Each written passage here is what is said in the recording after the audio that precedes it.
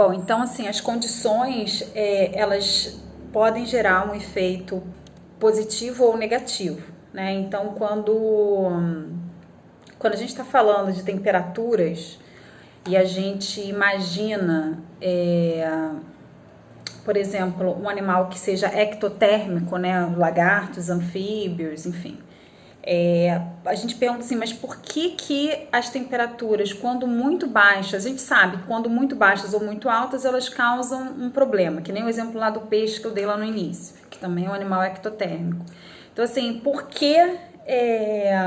mas exatamente o que acontece, né? O que a temperatura faz, né, com o nosso organismo, né? O que acontece? Então, a gente, na verdade, acaba tendo um aumento da velocidade do movimento molecular, né? Então a gente acelera as reações químicas, e nessas temperaturas extremas as enzimas e as proteínas acabam tornando-se muito instáveis e elas podem vir a se decompor, gerando a morte do indivíduo. Fora o fato de gerar uma desidratação, né? Porque, imagina, quando está muito quente, a gente acaba tendo um superaquecimento, quer dizer, na verdade, para não superaquecer, a gente tem alguns mecanismos, né? Muda, no caso dos ectotérmicos, eles mudam de lugar, do sol para sombra, se colocam em contato com superfícies mais frias, e a gente acaba tendo outros tipos de comportamentos, né? A gente acaba, normalmente, enfim, aves e mamíferos têm penas, pelos, camadas de gordura, então a gente tem um controle do fluxo sanguíneo, né? A gente dilata e contrai os vasos para poder ajudar nessa manutenção da nossa temperatura, que é constante. Se a gente, sei lá, tá muito quente, se a gente corre, a primeira coisa que acontece é a gente hiperventilar, a gente começa a ficar ofegante, justamente para hiperventilar e diminuir, né, a temperatura. Enfim, além também de buscar, a gente também busca a sombra, assim como os animais ectotérmicos, né, a gente procura ficar em lugares mais amenos. Tem algumas espécies que, como os camaleões, que mudam de cor, né, que serve tanto para camuflagem, mas também para fazer uma reflectância. Então, isso também ajuda. Tem algumas espécies que mudam o período de atividade e justamente, né, período de atividade durante o dia. Então, assim, tem espécies que são mais crepusculares, anfíbios normalmente são noturnos, a maioria das espécies, né, ou crepusculares. Elas entram em atividade no finalzinho do dia, justamente porque elas precisam de uma umidade maior também, além da temperatura mais baixa. Então, são fatores fisiológicos inerentes de cada espécie, né, comportamentais, morfológicos, que vão ajudando a fazer esse equilíbrio.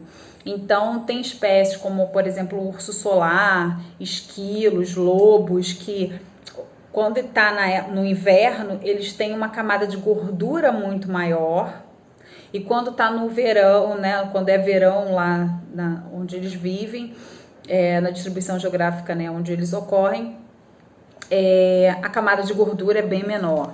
Então, isso acontece para urso solar, para lobo, para esquilo, para o Wolverine. Quem não conhece o Wolverine, busque na internet sem ser o personagem da Marvel, né? Tem um animal que é chamado de Wolverine, enfim.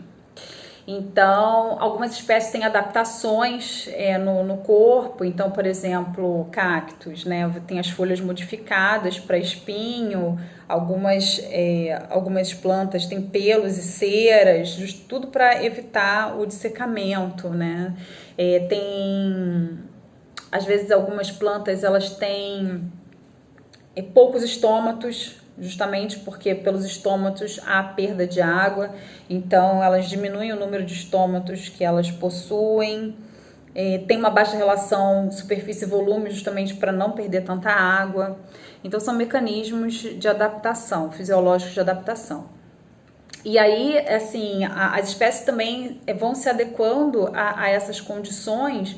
E então tem espécies que as sementes elas precisam às vezes passar por um resfriamento para quebrar a dormência e elas conseguirem germinar. Por que isso acontece? Se aquela plântula ela nascesse antes do inverno, quando chegasse o inverno, provavelmente ela morreria.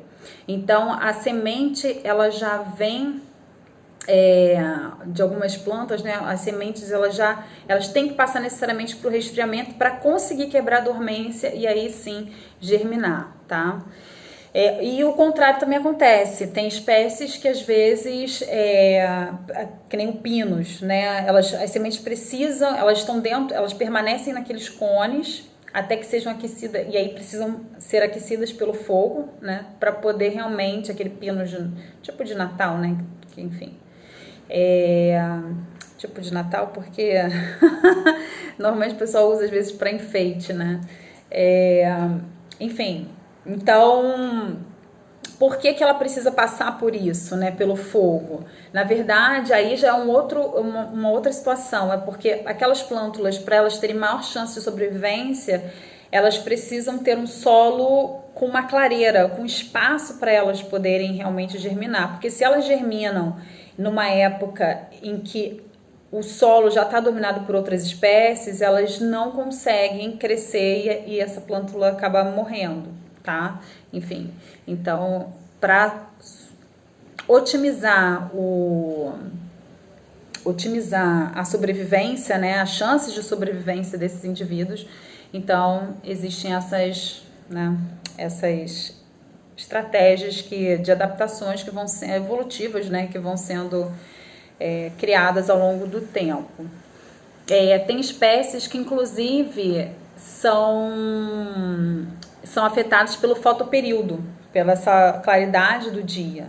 Então, por exemplo, tem umas larvas de borboleta, tem uma espécie de borboleta que ela tem o tempo de desenvolvimento larval, ele é mais rápido quando os dias com luz são mais compridos, né? Então, quando você tem um fotoperíodo maior, quando você tem uma luminosidade maior, são exatamente os dias em que a taxa de crescimento delas, de larval, é maior. Então, varia, só para vocês terem uma ideia, na primavera, com 18 horas de luz, né, o desenvolvimento larval, sei lá, leva em torno de 27 dias. E em dias mesmo sendo na primavera, mas dias onde o comprimento de luz é menor, de 15 horas, elas demoram cerca de 32 dias para se desenvolver. Então, assim, de 27, né, 26, 27 dias, quando você tem 18 horas de luz, para 32 dias de desenvolvimento, quando você tem apenas 15 horas de luz, tá? Então, existe um aceleramento do desenvolvimento em função do número de horas de luz por dia. Então, assim, essas condições ambientais, elas vão interferir, então, nas interações ecológicas, na predação, na competição, no parasitismo, na herbivoria. Tudo isso vai estar sendo afetado por essas condições. Então, às vezes, se você tem duas espécies, por exemplo, duas espécies de peixes ocorrendo numa determinada temperatura, sei lá, 6 graus Celsius, quando você tem essas duas espécies juntas, se uma tem uma adaptação maior para a temperatura mais fria, 6 graus, ela vai tender a se manter, enquanto a outra, a tendência da população é declinar. E aí, se você pega essas mesmas duas espécies e cria elas, né, faz um experimento e cria elas, sei lá, a 12 graus Celsius, provavelmente, aí você provavelmente vai ter uma inversão. Aquela espécie que era bem adaptada ao ambiente frio, ela vai declinar mais rápido do que a espécie que não é adaptada a ambientes frios. Então, você consegue, assim, ter uma sobrevivência maior de uma espécie em relação à outra, em função da tolerância dessa espécie às condições ambientais, tá?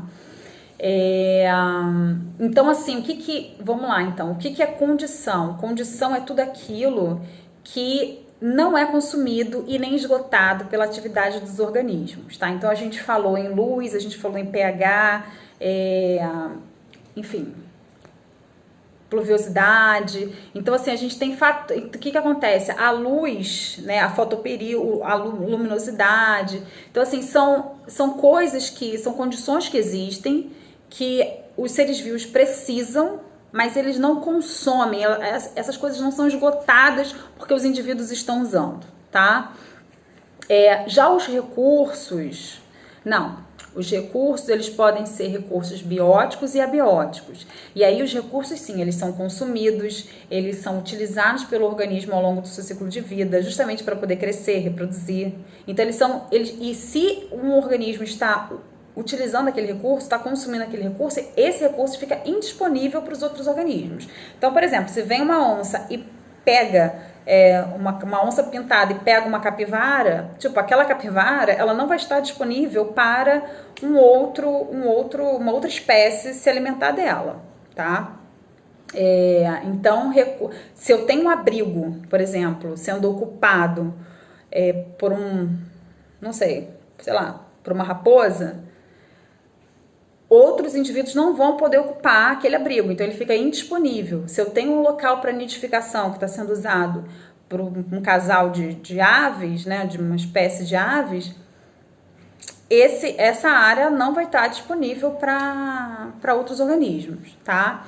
E qual é a importância dos recursos? É porque os recursos, a disponibilidade desses recursos é que vai sustentar as taxas de crescimento da população. Entendeu? Porque se você tem quanto mais recursos disponíveis no ambiente, mais aquele ambiente suporta um número maior de indivíduos daquela população, tá? Então, assim, vou dar exemplos de novo só para vocês não esquecerem de recursos, né? Então, alimento, água, espaço para estabelecimento, refúgio contra a predação, locais sombreados, sítios reprodutivos. Tudo isso pode ser considerado recurso, tá? E os recursos, eles podem ser renováveis ou não renováveis. E o nome já diz, né? O que é um recurso renovável? É que pode ter renovação. Então, por exemplo, presas como alimento. Eu consumi aquela presa, mas aquela população de presas, ela continua se reproduzindo. Então, né, novas presas vão nascer. Então, eu tenho uma coisa que é regenerada. Então, por exemplo, consigo fazer renovação. O que não é regenerado é, por exemplo, espaço.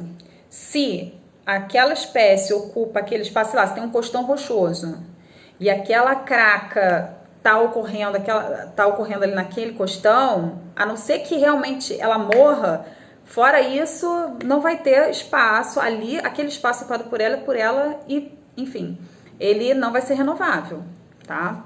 Então, enquanto ela viver, ele não é renovável. Ela vai ficar ali, ela não vai sair dali e vai liberar, tá? E aí, enfim, essas fontes de recursos, elas podem ser fontes externas ao sistema, então, por exemplo, luz, radiação solar, precipitação, né? Uma coisa que pode vir de outros locais. E tem as fontes que são são internas, né? Vêm de dentro do sistema. Então, e essas que vêm de dentro do sistema, quando a gente tem a disponibilidade reduzida pelo consumo, acaba tendo uma ação direta, né? Que é a presa, tipo assim, presa, hospedeiro, enfim. Se você não tem essas fontes alimentares, se você não tem um local para você se apoiar, enfim, no caso de epífitas, enfim, você acaba tendo... se você tem uma disponibilidade reduzida, você acaba permitindo menos indivíduos naquela área, tá? Bom, para a gente fechar, a gente tem também esses recursos renováveis que podem ser gerados dentro do sistema, mas que não tem uma relação tão direta assim como presa, hospedeiro, enfim. A gente pode ter, por exemplo, uma relação indireta de um elemento, por exemplo, o ciclo do nitrogênio, tá? Então, as plantas precisam do nitrato, que está lá no solo, elas usam o nitrato do solo, os herbívoros comem as plantas, essas plantas, esses herbívoros, eles acabam liberando substâncias, compostos nitrogenados no solo, os decompositores, eles trabalham esses compostos nitrogenados e transformam eles em nitrato de novo.